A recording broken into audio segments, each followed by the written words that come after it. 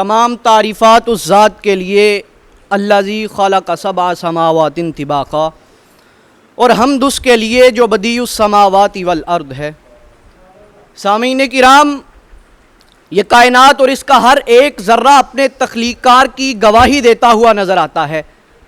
زمین جیسے چھوٹے سے کرے پر ہزاروں لاکھوں قسم کی مخلوقات کا وجود، آسمانوں کی بے کران وسعتیں، ہزاروں لاکھوں قسم کی فضا میں نظر نہ آنے والی خفیف جسموں کی دنیا، ستاروں اور سیاروں کا محو گردش ہونا، یہ سب باتیں اس چیز کی گواہی دیتی ہیں کہ کوئی تو ہے جو نظام ہستی چلا رہا ہے، وہی خدا ہے، وہی خدا ہے۔ اور سامعین کرام، بات ستاروں اور سیاروں پر ہی نہیں ٹھہرتی، بلکہ ستاروں سے آگے جہاں اور بھی ہیں جن میں رب العزت کی ربوبیت کا ڈنکا بجتا ہوا نظر آتا ہے، اور یہ نظریہ ہمیں قرآن نے دیا ہے، اور قرآن کہتا ہے واسع کرسیہ السماوات والارض۔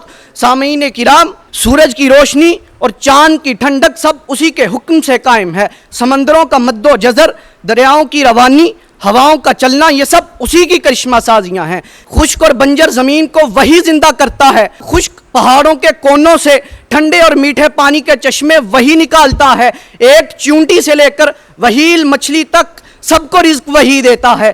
ہاں ذی وقار، وہی ہے مشرق، وہی ہے مغرب، سفر کریں سب اسی کی جانب، ہر آئینے میں جو عکس اپنا دکھا رہا ہے وہی خدا ہے۔ آسمانوں میں ستاروں اور سیاروں کا محو گردش ہونا اور یہ سرکش انسان بھی اسی کا زیر نگیں ہے۔